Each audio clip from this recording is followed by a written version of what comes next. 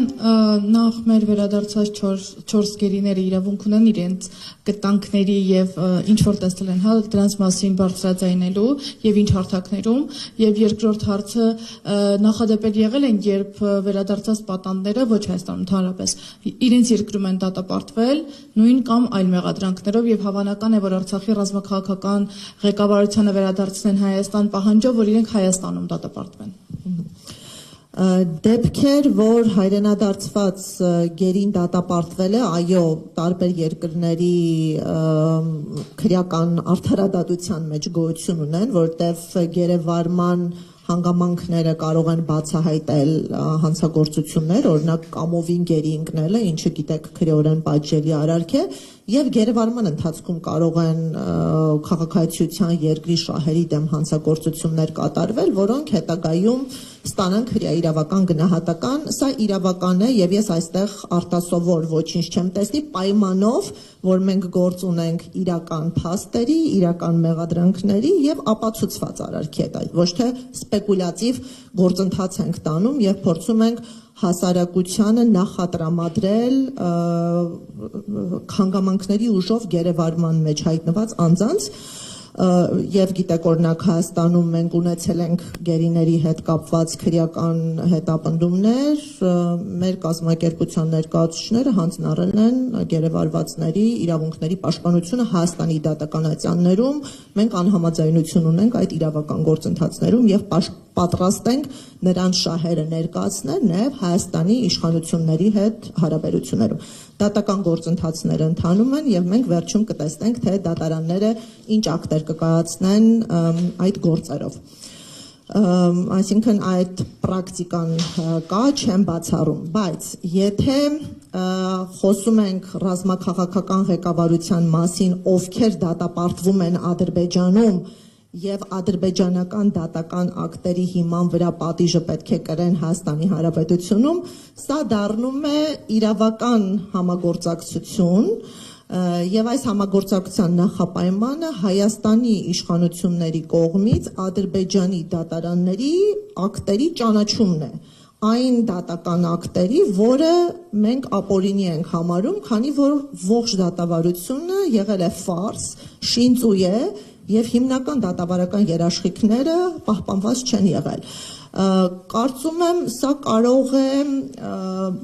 պայմանականությունների եւ փոխհամաձայնության արդյունք լինել։ Օրինակ, եթե գերիների ռազմաքաղաքական ղեկավարների ազատ արձակումը դառնա անլուծելի խնդիր, այսինքն այնպիսի բարդություն ներկայացնի, որ Ադրբեջանը որևէ պարագայում չհամաձայնի նրանց հայրենադարձնել, ապա որպես մոդել կարող են բանակցել Հայաստան վերադարձնելը պատժի կրման նպատակով, բայց պետք է գնահատենք նաև այդ ակտի իրավաքաղաքական ազդեցությունը։ Այսինքն ինչքանով է նպատակահարմար, որ Հայաստանը ճանաչի Ադրբեջանի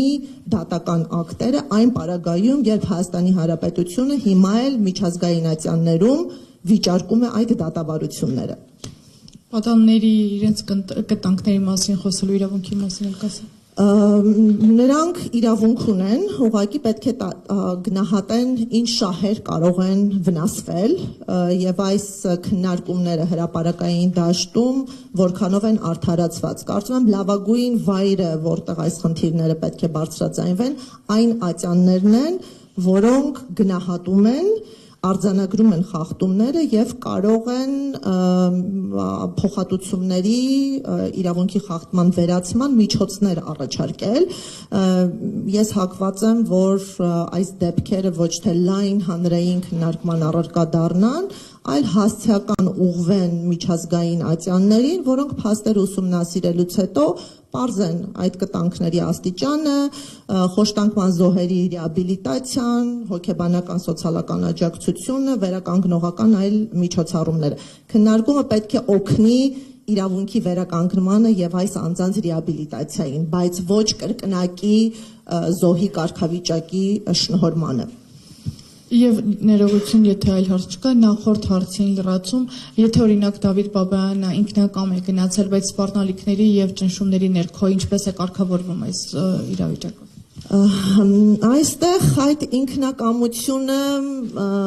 պետք է պայմանականության մեջ ընկալենք, քանի որ ողջ տարածքը վերահսկվել է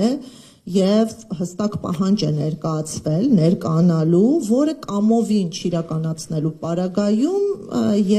ենթակա էր հարկադիր կատարման հնարավորությունների գոյության պայմաններում, այսինքն պարոն Բաբայանի համար կանխատեսելի է եղել, որ այդ պահանջը չիրագործելը առաջացնելու է պահանջի հարկադրման, կատարման հարկադրման եւ այստեղ իմ գնահատմամբ որևէ իրավական նշանակություն գործընթացների համար չունի։ Նույնիսկ եթե կամովին է ներկայացել, միևնույն է դատական ակտերի իշխանության որոշումների հիման վրա է, որ նա այս պահին գտնվում է անազատության մեջ։ Կարող ենք զուգահեռներ անցկացնել կամովի ներկայանալու ներպետական ինստիտուտի հետ, օրինակ խրախուսական է, երբ առանձին հանցագործություն կատարած անձինք կամովին ներկայանում են ոստիկանությանը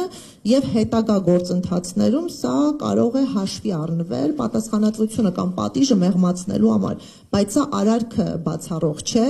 եւ կարծում եմ, որ այստեղ այդ կամովինը հարաբերական էր, քանի որ կանխատեսելի էր, որ Ադրբեջանի իշխանությունները բոլոր դեպքերում նրան ձերբակալելու էին։ Դա ժամանակի խնդիր էր, ընդ որում շատ սեղմ ժամանակային խզմամբ։